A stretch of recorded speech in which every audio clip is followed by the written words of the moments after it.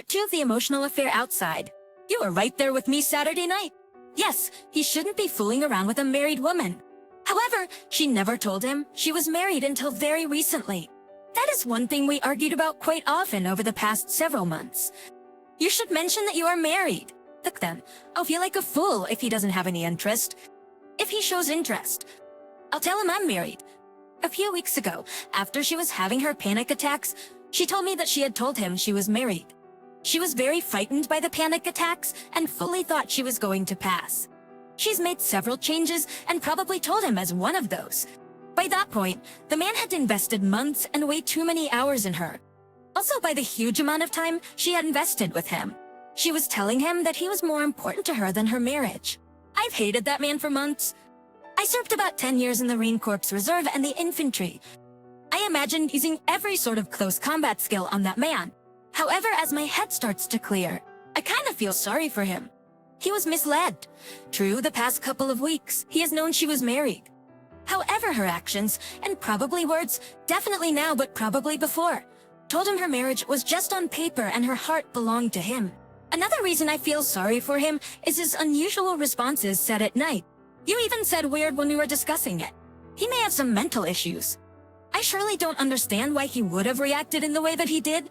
Those are the reasons I think being kind and respectful with him would be the way to go. Also, what harm could I do him? Of course, I could do physical harm, but that would be foolish. It wouldn't help anything and just put me in jail. He appears to be a single man. He has to be, actually. No woman would allow her man to spend so much time playing spades with another woman. A pushover doormate like me might allow his wife too. But I don't see any woman allowing her man to do that. Therefore, there's no relationship that I could bring harm to by exposing him on his end. It's very strange that I feel this way, but my head seems clearer today than in a very long time. I've exposed the affair to her family. I told her Saturday night, I am filing for divorce Monday morning. The only way that won't happen is if you end this thing in my presence and have no future contact with that man. If you choose to go with him, rest assured that my children will not go. They will never see that man, let alone be raised by him. She knows I meant it. She is very angry that I told her parents and brother. She's also very angry that I would threaten to take her kids away. I told her that I am not taking them away. She is leaving them. If she wants to put herself at risk with this man, that is her choice. But she will not put my children at risk. When I mentioned divorce with me, getting full custody of the children because of her adultery, I believe that hit home for her. She very well may try to take this underground. She knew she was risking her marriage by this affair anyway. I don't think she thought it through that she was also risking her children. I printed the screen prints of some of her most damaging comments and left them on the kitchen table yesterday. She knows I have proof of her infidelity, and the divorce is not an empty threat. I have a whole book from their conversation. I need no further evidence if I choose to go for a divorce. I will install the keylogger. I check the phone records daily. I check the search logs on the computer daily. She obviously doesn't know how to delete them because I saw some last night. I took a picture of them. They were from before this latest confrontation. If you say I shouldn't say those things to that man, I will take your word. There are several reasons for me to doubt his mental capacity. First, for instance, this whole affair took place on a public forum where anyone could see it. Many of his responses said at night were just plain weird. My wife is talking about kissing and he goes fishing. What's up with that? 3. When she told him it was over, he said that would be his last game of spades and this was going to hurt. He also said, I understand, it's okay. I'm used to it. That is the reason I was going to be kind to him. I may still have the wool pulled over my eyes, but I believe he was an innocent victim until very recently. Her actions strongly implied that she was an available woman. Also, there is nothing I could threaten on his end. The phone call probably wouldn't do any good anyway. I already told him a week ago online to stay away from my wife. He didn't listen then. So why should I expect him to listen if it's over the phone? Now, she had mentioned Saturday night getting a prepaid phone. I strongly suspect that she still has access to his phone number somewhere, either written or in her mind. She already had a plan to get the prepaid phone to call him secretly. I don't see any way to guard against that. She wouldn't call him in the house, so a voice-activated recorder wouldn't work. She would go on a walk and call him, as she did the one time.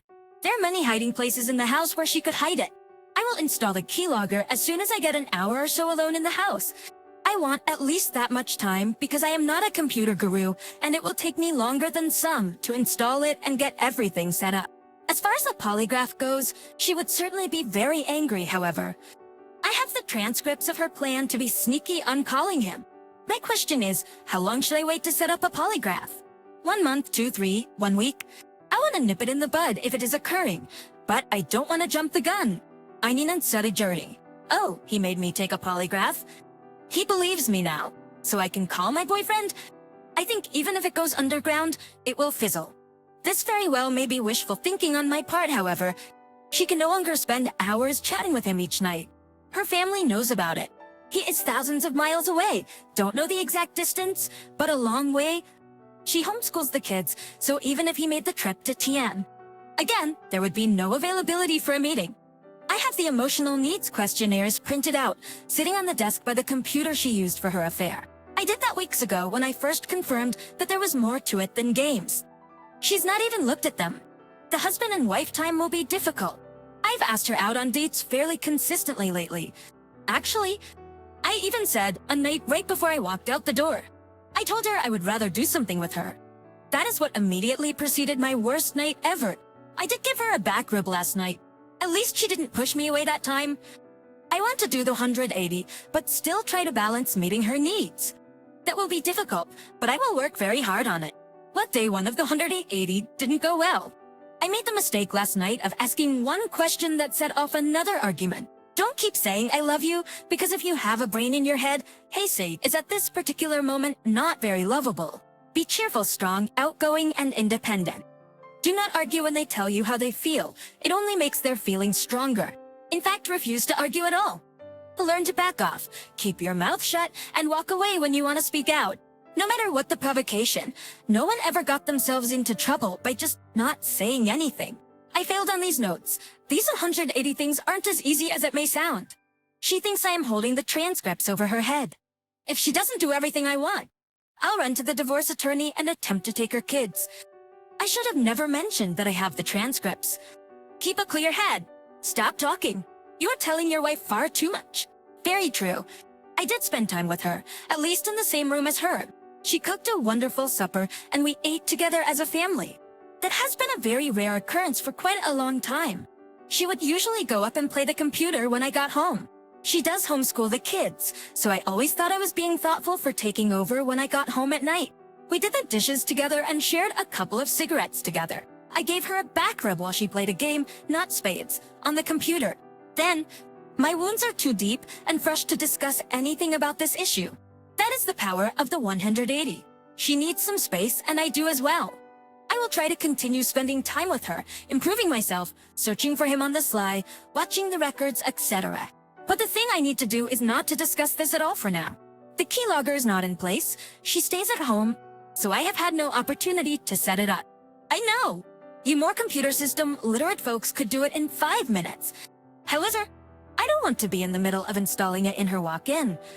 It would take me longer than it would most of you.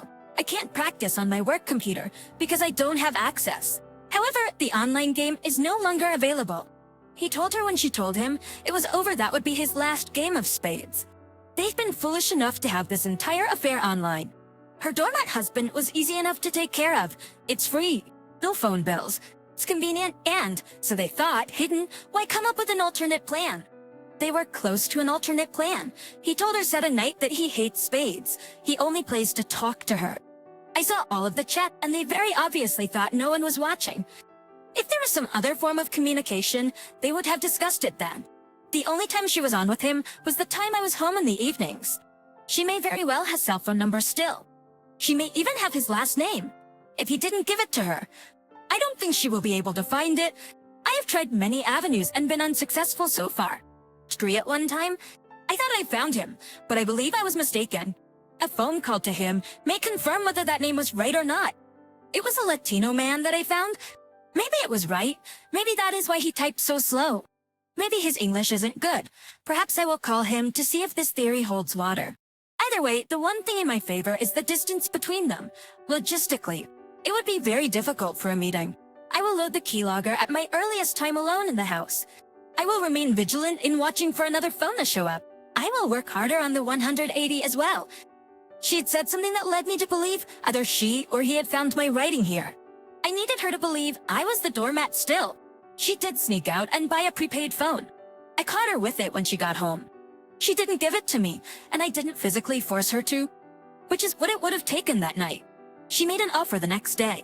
She would let me see the phone if I let her play spades with him. I made sure it was very clear it would be for one night. I got the phone and made an online tracking so I can check the phone calls.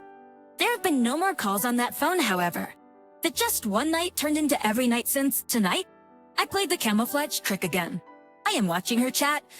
With a little help from a friend, she has changed her screen name again because people know what's going on. Her chat tonight indicated that she did not know about this. The reasoning for letting her play with him is difficult to explain. Let's just say there is a good reason. She said it would just be friends like it was in the beginning. Again, tonight's chat blows that out of the water. Okay, logger will be in place. I have been working to two-pronged approach. Everything is okay and trying plan A, keeping up surveillance in the background, obviously. She has no clue she's being watched tonight. She's agreed to a date tomorrow night. Sunday is our daughter's birthday party. My plan for now is to go on the date, while she is getting her bath tomorrow. I will install the keylogger. It hasn't been done yet because I thought they may have already installed one. Paranoid, I guess. We'll go on our date and to our daughter's birthday party on Sunday. Part of me wants to confront her right now about this new evidence. One of the advice was the plan was to shut up. I'm telling my wife too much. George told this ace up my sleeve for now. My friend will walk me through a way to block this game without it being obvious to her that I did it. Exposure looks like it is a necessary step. I told her father and brother, but she convinced them it was over. Perhaps I should take them tonight's transcripts. Her plan for today is to play with him from 11 to 3 Central Time. They're using different names. They changed to these names yesterday since I was going to be out of town. They're planning on changing back to older names tomorrow so they don't blow their cover. They fully believe the new names have thrown everyone off track. She told them she's to leave at 3. I'm supposed to be home at 5, and we're going on a date tonight tomorrow. We are having a birthday party for our daughter. I will play along for tonight and tomorrow. I will show her what she will be missing by leaving. I expect her to get online tomorrow night. That is when I'll pull the plug. I was planning on putting last night's transcript in front of her. They will go underground as they have already tried with buying the prepaid phone. I don't have much confidence at this point that this marriage will survive. That is what I'm trying to focus on. My goal is to produce a happy, blissful marriage to my current wife. And I have told her this. Wait now. I don't like her very much. I've reiterated that our marriage is the best example for our children. How our marriage works out is likely to become how their marriage will work out. Not only would reconciliation be best for them in the short run, but it will also affect the lives of our children for decades. I have come to learn that most people have no good basis for how a marriage is supposed to be. My parents and her parents have been together for over 40 years. However, their relationships leave much to be desired. Longevity isn't a sign of a good marriage. My 13-year marriage, 1 month from today, sure isn't healthy. Our children are 7 son, and our daughters are 9 and 10. I believe I will sit them down tomorrow night, after I tell her no more contact with him and tell them what is going on. I'll give her a 5-minute warning and invite her to join the conversation. I'm sure that won't go over well. This weekend went pretty much as expected. I went to my parents' Friday night. I watched her chat with him until about 1:30 in the morning. She set it up with him to chat again from 11 to 3:30 on Saturday. I got some of that before I had to take the kids to a skating party. My niece took over and copied the rest of the transcripts. I haven't seen all of that yet. I hope for my niece's sake, it didn't get too ugly. She had to get off the game at 3:30 so she could get ready for our date. It started fairly well. We went to see a movie, however. When we got home, she got online. I yanked the power cord to the modem and gave her the letter I had prepared for Sunday evening. I expected her to get on then. Instead of set a night after our date, she went out and called him again. I have the transcripts and the phone records. I told her last night, she has 5 minutes, and I'm telling the kids about her affair. I sat them down on the couch to tell them. She said, "What you're doing is foolish." I just told the kids that we both love them very much. I told my wife after that, no contact for life with that man. If there is any contact, the kids get the whole story. If this affair is so wonderful that you absolutely must continue it, then you should want to shout it from the rooftop. The modem is hidden currently. I am debating over whether to just cancel the internet or go with a keylogger. I have the sole access to her cell phone online records. This man threatened to hit a man in the head with a hammer at work because the man touched him. I am considering going to the police to file a restraining order against him. He's apparently a violent man, and I don't want him anywhere near my family. He's no criminal history. At least my $70 investment didn't find any. However, his chat about hitting a man in the head with a hammer seems to me like I should be able to get a restraining order to protect my family. Is that an option? She hated the fact I told her dad. I told him the day after I witnessed the chat. I told him she ends it that day or we are finished. That is the day she got on and told him it was over. I told him that night that she had ended it. I have not yet disclosed to him that she only went 2 days without contact. She did call her brother and talk to him a while yesterday, of course. I could only hear her side of the conversation. It was clear that he was telling her that it wasn't all me. Of course, she was making me out to be a monster. He wasn't having it and apparently was telling her she was in the wrong. The game is gone. For now, the internet is gone. I'll decide whether to keep it or not as time goes by. The venom spewed last night was indeed horrible. She does not want the kids to know. She also knows that I will tell them if she contacts him again. Maybe I will anyway. She had something she was holding over my head. That threat has been dealt with. She can no longer hold it over my head. And that's teased 1 day at a time. I'll ignore the venom for a while and see how it goes. After this weekend, my desire to become a better man has been completely drained right now. She hates me. I'm taking away her guy. I don't see much I can do at this point, except the 180. At that and ignore the venomous babble coming out of her mouth. She says I am controlling. Personally, she is much more controlling than I am. I bought a marriage game from Marriage Builders. She won't play that for a while. I'm sure. I'm reading Surviving an Affair. I am trying to take 1 day at a time. I told her sister's husband yesterday. I'm sure he told her on their way home. I do expect her to contact him. Those are some things she enjoyed. I hadn't sent her roses in years. I did in the beginning. She is so picky on the roses, though. She was never satisfied. They're not very fresh, etc. I've grown roses, but I haven't kept them up in the past few years. I'll work on the flower bed next weekend. Exposure on his end has started. I called his father's phone number and a lady answered. He said several things about his family, and I don't know what to believe. I didn't ask her relationship. She's either his mother or stepmother. I do know he went there to visit for a week about a month or so ago. So there is a relationship. He had told them he was playing spades with someone. She said she didn't think he knew she was married. I told her I don't know when he found out she was married, but he has known for at least a month.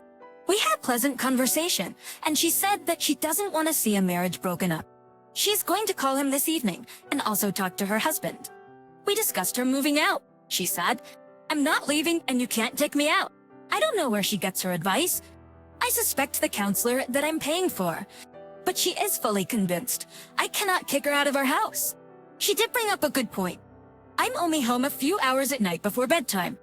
She's with the kids all day every day. It's too late in the school year to get the kids enrolled in school right now.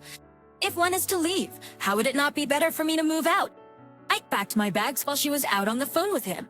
She wasn't in the house. She went for a drive to talk to him. I am about ready to give up on this marriage. Her stubbornness and blatant disregard is very quickly depleting any love for her I have left. Okay, I get it. Moving out is a bad idea. I have exposed to family and friends. Other guy is a single man. So there aren't many to expose to on his end. His dad and stepmother know. He spent a week with them a while back on vacation, so there is some relationship there. He did tell them he had been playing spades with someone. So she, the stepmom that I talked to, knew I wasn't making things up, according to my wife. His stepmom talked to him, he told my wife.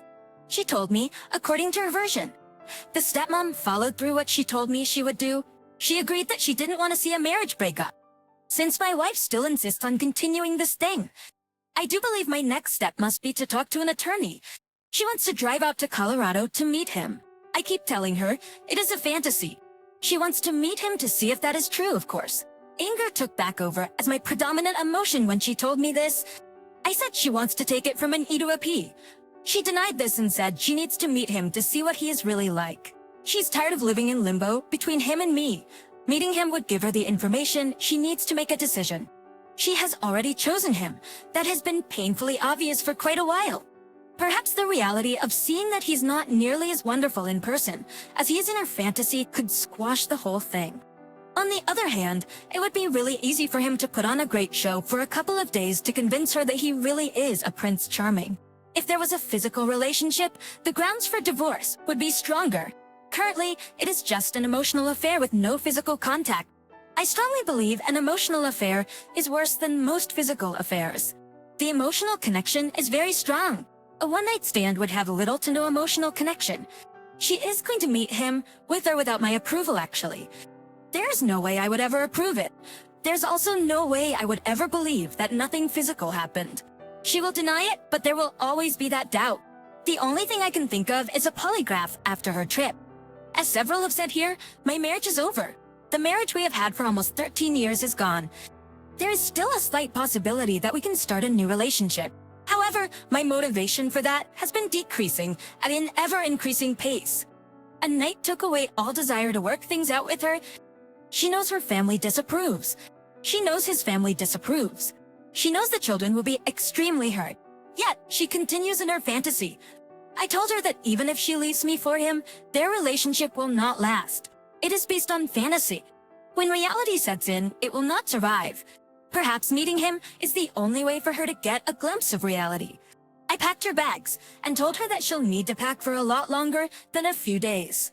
If she goes, she is not welcome back. The house is half hers, so I will have to go through a legal separation in order to get her out. That is the direction I'm leaning. Enough, sir. Actually, I should have done that a month ago. I just keep hoping that the pressure from family and friends will open her eyes. However, she just keeps getting more and more stubborn.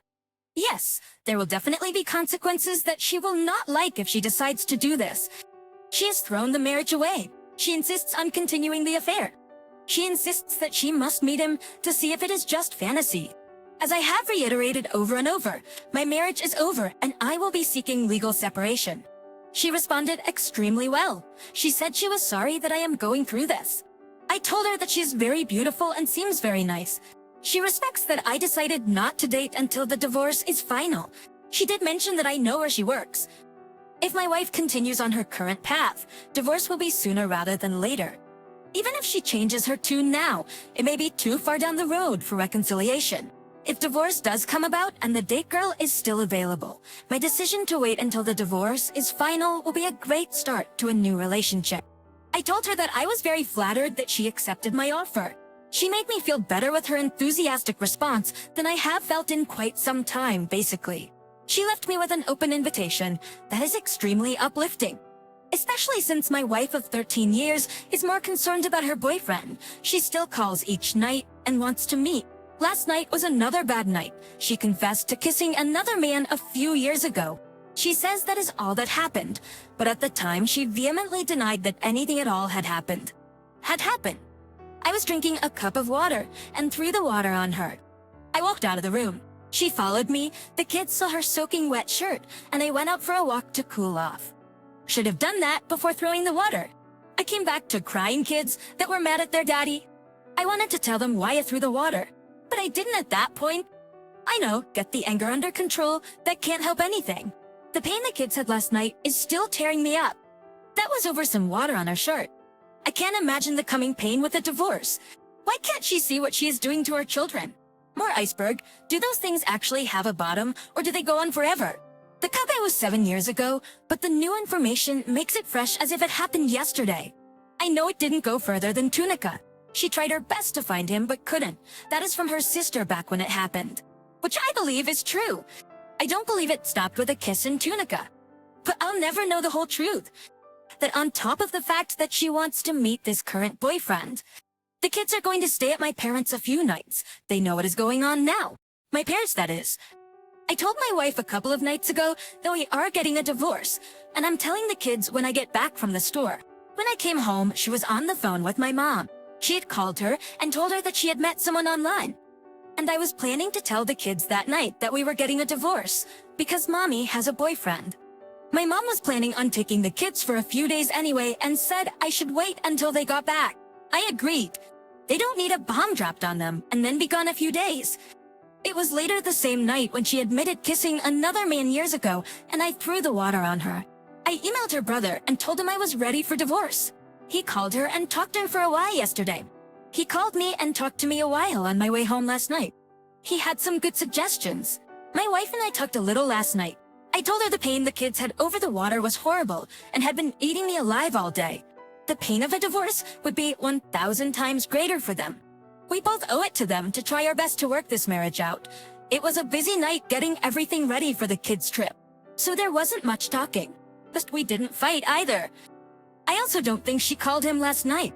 We'll have time these next few nights to work something out. Her brother suggested something similar to Plan B. That is probably where we're going. He said she told him she would agree to cease contact with her boyfriend during a separation. I think splitting the kids and home may be the way to go, other than her boyfriend. She's a good mother. I'm thinking about staying at my parents' or brother's through the week, and she gets the kids in the house. I get the kids in the house on the weekends. She has to go to her parents or sisters. The communication between us and someone else being there for the transitions. To teen is a no-fault state, according to the attorney I talked to, even with a divorce. That is likely how things would work out. If she'll agree to no contact with her boyfriend during the separation, it may bring her to reality. If she just continues her nightly phone calls, will just bring her closer to him. Our fighting every night cannot continue. We'll see how these next few days go. I've rambled. The comment. Part 3 coming today as well. I'm finishing it up after my lunch. And remember to love yourself.